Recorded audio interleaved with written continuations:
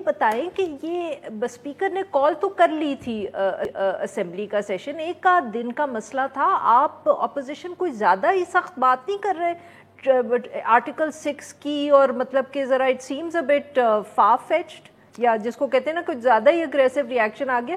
کال تو ہو گئی ہے، 2 دن سے کیا اتنا فرق پڑتا ہے؟ بسم اللہ الرحمن الرحیم. دیکھیں 8 مارچ کو اپوزیشن نے جو ہے وہ ریکوزیشن جمع کرائی ہے اور وزیر اعظم کے خلاف عدم اعتماد کے حوالے سے انہوں نے کرائی ہے، اور ہمیں ہمارے پی ٹی آئی کے دوست اور وفاقی وزراء آتے تھے بار بار کہ جلدی آئیں، 24-48 گھنٹے گزر کے جلدی آئیں تاکہ ہم آپ کو فیصلہ کر کے دیں.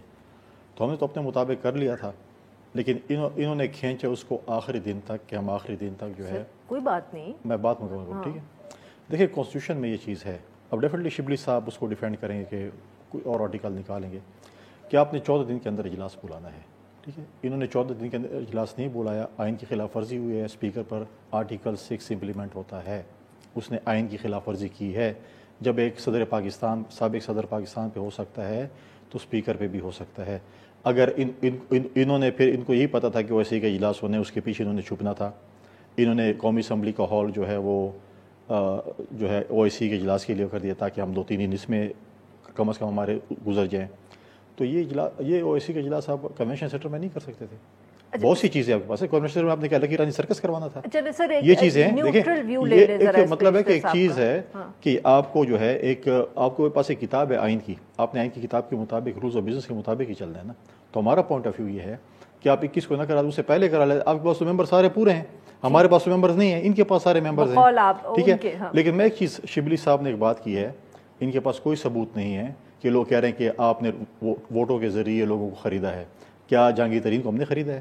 کیا آپ کے علیم خان کو ہم نے خریدا ہے؟ ہم تو آپ کی اتحادیوں کے ساتھ بھی بات چیت کر رہے ہیں، کل وہ ہمارے ساتھ اعلان کریں گے کہ ہم ان کو پیسوں پہ خریدا ہے. یہ چیزیں پھر اب شبلی صاحب ہمیں یہ بتا دیں کہ جب اب ہمارے جو اسپیکر اپنا سینٹ کے چیئرمین کے خلاف عدم اعتماد جب ناکام ہوئی تھی تو آپ نے کون سے سینیٹر خریدے تھے اور کتنے پہ خریدے تھے؟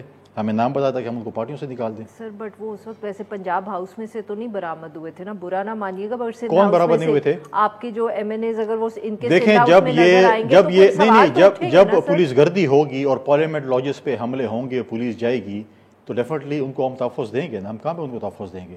جب آپ دیکھیں آپ جس طریقے سے ایم این ایز کسی ہوٹل میں نہیں دیکھیں کون تحفظ دے رہا ہے. جب یہ آئے تھے، جب انہوں نے وہاں پہ سندھ ہاؤس میں 2 ایم این ایز کی سربراہی میں وہاں پر جو ہے توڑ پھوڑ کی، ایک فیڈریشن نے ہم کیا کے پی ہاؤس پہ نہیں کر سکتے؟